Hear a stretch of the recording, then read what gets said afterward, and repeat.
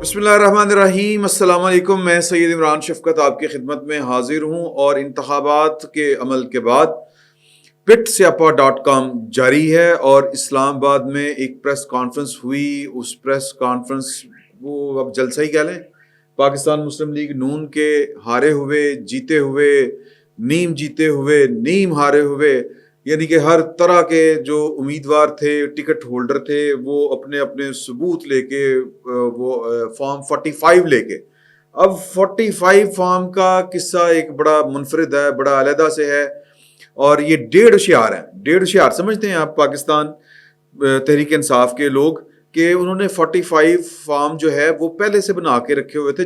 یار یہ کوئی فارم تیار کرنا کوئی راکٹ سائنس ہے؟ تو بہرحال وہ جو بھی معاملہ ہے، وہ سارے لوگ اپنے اپنے طرف سے ثبوت لے کے وہاں پر آئے ہوئے تھے۔ یعنی کہ پاکستان کے اندر وہ پہلے عمران خان صاحب 4 سیٹوں کا پٹ سیاپا انہوں نے ڈالا تھا، لیکن اس وقت ان کو پاکستان کے طاقتور ترین لوگوں کی حمایت حاصل تھی۔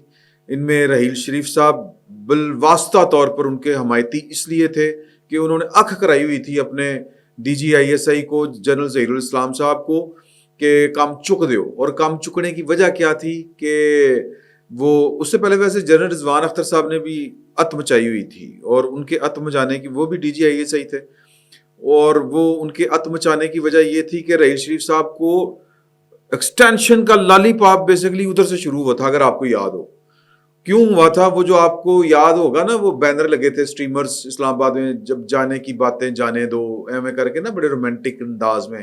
وجہ یہ تھی کہ اگر رحیل شریف صاحب جو اسٹے کر جاتے ہیں تو رضوان اختر صاحب، وہ جو جہاز غائب ہو گیا تھا، آپ کو یاد ہوگا، چلیں بہرحال ہم پرانی باتیں کیا چھیڑیں ان کو۔ تو وہ رضوان اختر صاحب کا خیال یہ تھا کہ مطلب کہ ایکسٹینشن اگر یہ لیں گے، ٹائم گزاریں گے، تو میرا نمبر پھر آ جائے گا، میں بھی کنسیڈر ہونا شروع ہو جاؤں گا۔ ادھر وہ رحیل شریف صاحب کو کہتے تھے کام چک کے رکھو، اور ادھر نواز شریف صاحب کو کہتے تھے کہ سارا ہے بڑا 2 نمبر یہ آدمی، انہوں ایکسٹینشن نہ دینا۔ سمجھے نا اس بات کو؟ 2 نمبری تھی، بڑی بریک سی تھی۔ بہرحال ہم اس کو پھر کبھی اس کو ڈسکس کریں گے۔ تو رحیل شریف صاحب اور پھر ظہیر الاسلام صاحب، وہ بھی پھر ان کے آپس میں بعد میں ناچاکیاں پیدا ہو گئی تھی، تو اس وجہ سے عمران خان صاحب جو تھے وہ کامیاب ایک طرح سے ہوئے، وہ کہ 4 حلقوں کو لے کے وہ چلے، اور پھر وہ بات جو ہے وہ کہاں تک پہنچی، پھر پاناما درمیان میں آ گیا، بڑا کچھ آ گیا۔ پاناما کے اوپر بھی نواز شریف صاحب کو اوپن سیکرٹ ہے کہ پاکستان کی اس وقت کی فوجی اسٹیبلشمنٹ کہتی تھی کہ تسی ایکسٹینشن دیو، پاناما نو بھول جاؤ۔ تو یہ ساری باتیں میرے ذہن میں آ رہی تھیں، کچھ چیزیں میں نکال رہا تھا۔ اب الیکشن کو سپریم کورٹ میں چیلنج بھی کر دیا گیا ہے، اور سپریم کورٹ میں کہا گیا ہے ایک درخواست کے ذریعے کہ 30 دنوں کے اندر نئے الیکشن سپریم کورٹ اپنی نگرانی میں کروائے۔ بینچ بھی بن گیا، اور بینچ جو ہے وہ چیف جسٹس پاکستان جناب قاضی فائز عیسیٰ، اور ان کے ساتھ ہوں گے جسٹس محمد علی مظہر اور جسٹس مسرت ہلالی صاحبہ، یہ ہوں گی، اور 19 فروری کو یہ سماعت ہوگی۔ دلچسپ بات یہ نہیں ہے کہ یہ پٹیشن آ گئی ہے، دلچسپ بات یہ ہے کہ یہ پٹیشن ڈالنے والا کون ہے، اور پٹیشن میں نے آپ کو ایک ویڈیو بھی دکھانی ہے، ایتھے بھائی ایتھے بہا دے گا، بڑی مزے کی ویڈیو ہے، وہ بھی میں آپ کو دکھاؤں گا۔ زیادہ انتظار نہیں کرنا پڑے گا، بلکہ پہلی دہا دی ہے، بعد میں بنتی ہے، کیونکہ یہ آپ ذرا تھوڑا سا وہ کہتے ہیں نا پیشنس۔ تو یہ علی ہیں، ایک شہری، عام درخواستوں میں ان کا نام لکھا گیا، عام خبروں میں، کہ علی نامی ایک شہری نے کہا کہ جی کہ 30 دن کے اندر جو ہے سپریم کورٹ وہ انتخابات کا اعلان کر دے۔ اب یہ علی صاحب کون ہے؟ یہ تھوڑا سا اگر آپ سرچ ماریں تو یہ ریٹائرڈ بریگیڈیئر ہیں، آپ کو پوری سائنس سمجھ آ جائے گی۔ یہ جو اسلام آباد میں پٹ سیاپا .com جاری ہے، یہ PTI والوں کا، اور ادھر پشاور میں علی امین گنڈا پور صاحب جو ہیں وہ نمودار ہو چکے ہیں، اور وہ وزیر اعلیٰ کے امیدوار ہیں، اور 9 مئی کے حملوں میں یا پلاننگ میں وہ ملوث ہیں، اور ان کو کوئی ہاتھ نہیں لا رہا۔ یہ ساری باتیں جڑی ہوئی ہیں، اور عمر ایوب صاحب کو chief justice Peshawar high court 1 مہینے کی راہداری بیل دے رہے ہیں، مطلب کہ 28 کے قریب مقدمات میں وہ ملوث ہیں۔ ادھر ان کا نام وزیر اعظم کی لسٹ میں پڑتا ہے، ادھر ان کو راہداری مل جاتی ہے، یعنی ضمانت مل جاتی ہے کہ جائیں پان موجاں لٹو. اور علی امین گنڈا پور وہ کہیں پہ روح پوش تھے، اچانک سے سامنے آتے ہیں، دندناتے ہوئے آتے ہیں. پاکستان کی ریاست، پاکستان کی ریاستی مشینری نکر میں لگی ہوئی ہے، تے تیرے جن کڈا وہ معاملہ ہے. تو علی جو ہیں بریگیڈیئر علی صاحب، ان کو 5 مئی نہیں، پہلے 6 مئی کا ذکر سن لیں. ان کو 6 مئی 2011 میں ان کے دفتر جو کہ GHQ کے اندر تھا، ان کو گرفتار کیا گیا تھا. پھر 70 روز بعد ان کی برآمدگی کے لیے ایک رٹ دائر کی گئی تھی لاہور ہائی کورٹ میں. اور وہ رٹ جو دائر ہوئی تھی وہ ہوئی تھی 11 جولائی کو. غالباً ڈیٹ میرے پاس لکھی ہوئی ہے کہ جولائی کی کوئی ڈیٹ تھی، اور 19 جولائی کو جو ہے وہ یہ خبر شائع ہوئی تھی کہ جو بریگیڈیئر علی صاحب ہیں وہ گرفتار ہیں. اور ان کو گرفتار کس وجہ سے کیا گیا تھا؟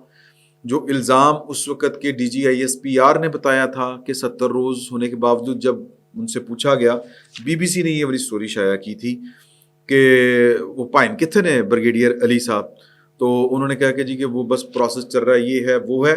بعد میں ان کو لاہور ہائی کورٹ، ان کو سزا ہوئی تھی، لاہور ہائی کورٹ نے ان کو چھوڑ دیا تھا.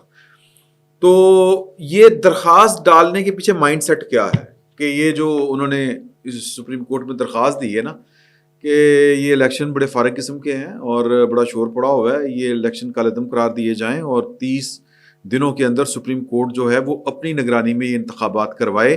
اس کے پیچھے علی صاحب کا، بریگیڈیئر علی صاحب کا مائنڈ سیٹ کیا ہے؟ الزام تو ان کے اوپر یہ تھا کہ جی ان کے رابطے حزب التحریر کے ساتھ ہیں. اور 2011 میں آپ کو پتا ہے کہ چیف آف آرمی سٹاف ہوتے تھے اپنے پائن جنرل کیانی صاحب، جنرل اشفاق پرویز کیانی، اور DGISI ہوتے تھے جنرل شجاع پاشا.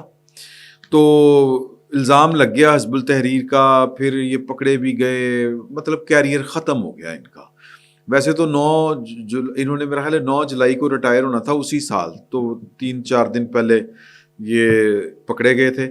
اور ان کی جو درخواست تھی، کرنل انعام رحیم صاحب ان کے وکیل تھے، اور انہوں نے کہا کہ جی 30 سالہ سروس میں ایک دفعہ بھی ان کے اوپر کوئی ڈسپلن کی خلاف ورزی کا الزام نہیں لگا، تو یہ راتوں رات کیا ہو گیا؟ ہو سکتا ہے یہ میرا گمان ہو کہ پائن شیر ہو گئے ان کو 4-5 دن تو رہ گئے ریٹائرمنٹ دے وچ، تو جو بات کرنی ہے، جو کم کرنا ہے پالو کم. لیکن بعد میں خبر یہ کھلی، یہ کھلا کہ بھائی جان جو تھے انہوں نے 5 مئی 2011 کو GHQ میں ایک اجلاس ہوا تھا.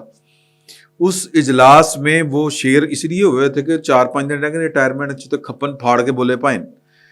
اور انہوں نے جو باتیں کی وہ رپورٹ ہو چکی ہیں. میں آپ کو خبر پڑھ کے سنا رہا ہوں، میں آپ کا ٹائم لوں گا، لیکن یہ پکچر آپ کے اوپر کلیئر ہو جائے گی کہ اس ملک میں چل کیا رہا ہے. تو ویڈیو بہانی میں دونوں یہ ہے جی. پاکستانی فوج کے گرفتار ہونے والے بریگیڈیئر علی کے وکیل کرنل ریٹائرڈ انعام رحیم کا کہنا ہے کہ ان کے موکل پر عائد کیے گئے الزامات بے بنیاد ہیں اور ان کی گرفتاری انتقامی کارروائی کا نتیجہ ہے. یاد رہے کہ پاکستانی فوج کے مطابق بریگیڈیئر علی خان کے کل عدم تنظیم حزب التحریر کے ساتھ روابط کی تحقیقات کی جا رہی ہیں، یعنی کہ اس الزام میں گرفتار ہیں. BBC سے بات کرتے ہوئے کرنل انعام رحیم نے کہا کہ یہ الزامات بالکل بے بنیاد ہیں. میرے موکل کی 32 سال کی سروس ہے اور 32 سال تک کوئی الزام کسی نے نہیں لگایا.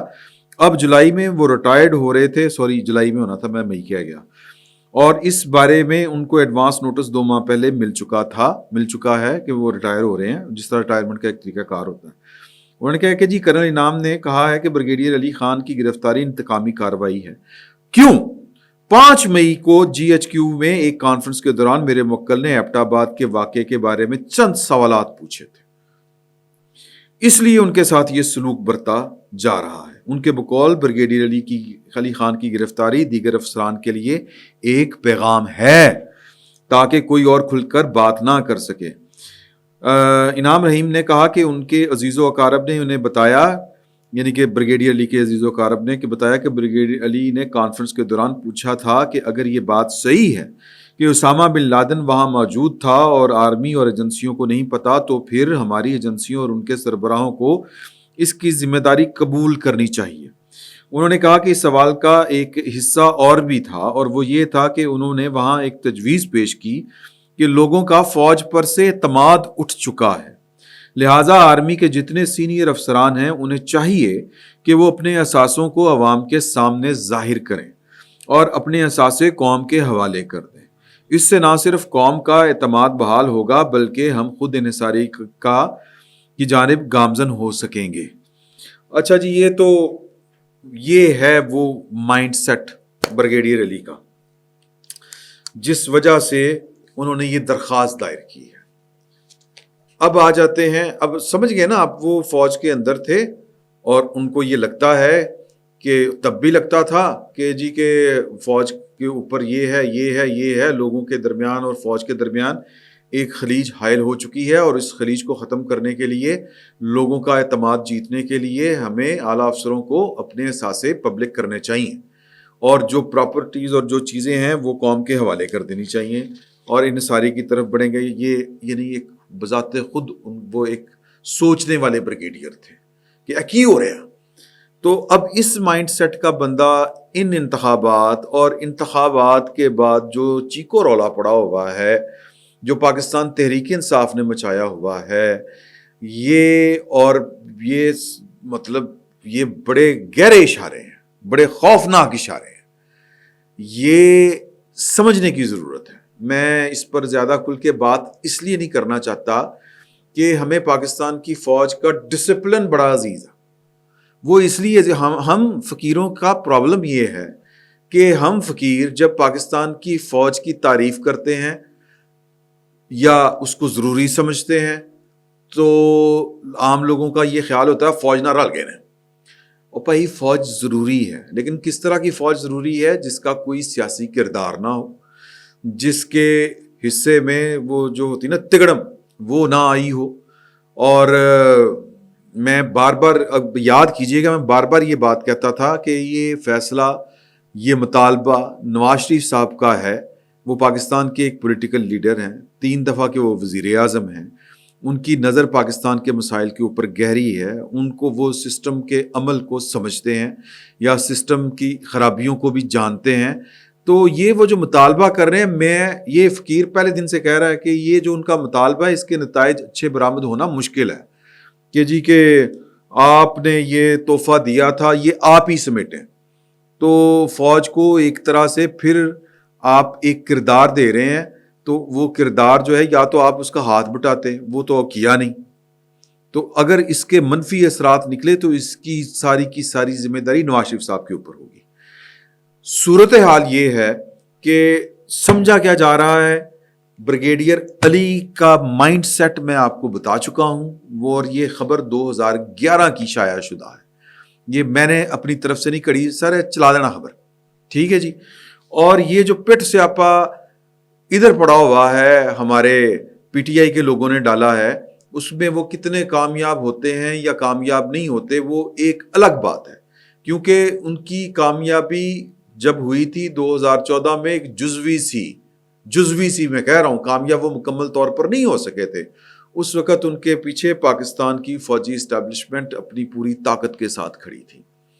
تو اب یہ جو صورتحال ہے یہ بیسیکلی پاکستان کی فوج کے اوپر ایک طرح سے عدم اعتماد ہے، یہ الزام پاکستان کی فوج کے اوپر ہے۔ یہ چیزیں اگر آپ ملا کے دیکھیں تو آپ کو یہی لگتا ہے۔ اور وہ جو نواز شریف صاحب نے جو مطالبہ تھا اس کے اثرات ابھی مزید سامنے ہمارے آئیں گے، کہ اگر عمران خان صاحب کو پولیٹیکلی ڈیل کرتے پاکستان کی سیاسی جماعتیں اپنے بلبوتے کے اوپر تو چیزیں اور ہو سکتی تھی، یعنی کہ عمران خان صاحب کے خلاف جو جائز اور قانونی کام تھے وہ 16 ماہ کی حکومت میں نہیں کیے۔ شہباز شریف صاحب نے ایک سادہ سا ریفرنس تھا اس پر پابندی لگانے کا، فارن فنڈنگ کیس کے میں جو فائنڈنگ تھی الیکشن کمیشن کی، اس کی روشنی میں سپریم کورٹ بھیجنا تھا، ریفرنس نہیں بھیجا تو چپ ہون۔ تو بہرحال وہ ڈال دیا تھا کہ جی یہ فوجی کرن سارا کچھ کرن، تو اب وہ اس کے نتائج آپ کے سامنے آ رہے ہیں۔ تو ایک تو یہ میں آپ کو ذرا بتانا چاہ رہا تھا کہ چیزیں کس طرح سے چل رہی ہیں اور کس طرح سے خراب ہو رہی ہیں۔ عمران خان صاحب، ان کی پارٹی، وہ پاکستان کی فوج کے خلاف مجموعی طور پر ہیں، ہم جیسے لوگ ذرا جزوی طور پر ہیں. ہم کہتے ہیں کہ سیاسی کردار نہیں ہونا چاہیے اور ان کو سیاست میں عمل دخل نہیں دینا چاہیے. بریگیڈیئر علی صاحب کی میں گفتگو اور ان کے خیالات سے بڑی حد تک مطمئن ہوں. مطمئن سے مراد اتفاق کرتا ہوں، اور پہلے بھی ہم کرتے تھے. تب حالات کچھ اور تھے، اس طرح کھل کے باتیں تب بھی نہیں ہو سکتی تھی، اب بھی نہیں ہو سکتی. جتنی تب ہو سکتی تھی تب بھی کرتے تھے، جتنی اب ہو سکتی ہیں اب بھی کرتے ہیں. تو ایک بات جو ہے وہ مزید جو چل رہی ہے وہ ہے جنرل باجوہ اور جنرل فیض حمید صاحب سے متعلق، جو مولانا فضل الرحمان صاحب نے ایک نیا کٹا کھول دیا ہے. اب اس میں جنرل باجوہ صاحب اور جنرل فیض حمید صاحب نے انصار عباسی صاحب کے ذریعے ایک موقف پیش کیا ہے اپنا. اس موقف کے پیچھے کی داستانیں آپ کو بہت سے لوگ سنا رہے ہیں کہ یار یہ جھوٹ بول رہے ہیں مولانا صاحب، یہ کیوں بول رہے ہیں، کس طرح بول رہے ہیں، یہ وہ جو کچھ کر رہے ہیں اور وہ کیوں کر رہے ہیں، یہ سمجھ میں آنے والی باتیں ہیں. لیکن یہ بات بڑی کلیئر ہے کہ مولانا فضل الرحمان صاحب کوئی ٹارگٹ اچیو کرنا چاہ رہے ہیں اور غلط بیانی سے کام لے رہے ہیں. وہ غلط بیانی کیا تھی، کیا ہے، یہ اس فقیر نے آپ کے ساتھ گاہے بگاہے. اصل میں مسئلہ یہ ہے کہ یہ بڑا برا سا لگتا ہے کہ آپ ایک کلیم کریں کہ وہ دس دیتا سی. تو وہ میں آپ کے ساتھ کوشش کروں گا کہ وہ جو چیزیں تھیں وہ شیئر کر دوں کہ وہ آرمی ہاؤس میں میٹنگ تھی جنرل باجوہ صاحب کے اور ان کے تعلقات جو ہیں اپوزیشن کے مولانا فضل الرحمان صاحب کے ساتھ خاص کر، اور you shut up general Bajwa کو کس نے کہا تھا، یہ باتیں ٹیلنگز کے اوپر ہو چکی ہوئی ہیں. تو اس پر میں نے آپ کے ساتھ علیحدہ سے بات کرنی ہے. میرا تو یہ خیال تھا کہ ہم اسی میں بات کر لیں گے کیونکہ یہ بھی فوج کے کردار سے متعلق باتیں ہیں. تو آپ یوں سمجھیں کہ ہم اس کو دو حصوں میں لے کے جا رہے ہیں اور آخری حصے میں ہم اس ولاگ کے ایک بات ضرور کریں گے کہ مسئلے کا حل کیا ہے، یعنی جو اگلا ولاگ ہوگا. لیکن وہ جو میں یہ چیزیں نکالتے ہوئے مجھے ایک ویڈیو مل گئی تھی، میں وہ آپ کو ویڈیو دکھانا چاہتا ہوں. یہ پہلے دیکھ لیجئے. خوشی کر اللہ دوارا جی میدان میں خوشی کر بھلے بھلے خوشی کر جو تو کہ ہاتھ کٹانا خوشی کر، شاباش خوشی کر، شاباش. اس تو کہ بادشاہ پیر دستگیر جیلانی جو واسطو دئی، حضرت سلیمان شاہ جو واسطو دئی، جب ہندو ہی رام لے جی ٹوئی دی، راما پیر جی ٹوئی دی، جب مسلمان ہے خدا جی ٹوئی دی، رب جی اللہ کا ڈاڈو تو دئی. بادشاہ پیر دستگیر جیلانی جو قسم دو تو حضرت سلیمان شاہ قسم دو تو جے مسلمان ہیں تو انہیں کے منجن وارو ہیں، جے ہندو ہیں تو پنجے راما کے من، پنجے راما پیر کے من، انہیں جو قسم دئی راما پیر جو بنی تو راما دے دعا تے چھو بتو دے لگے خدا خدا چلو ویچو نہ پورا ویچو نہ پورا کس ویچو اب کھٹا دیر کھٹا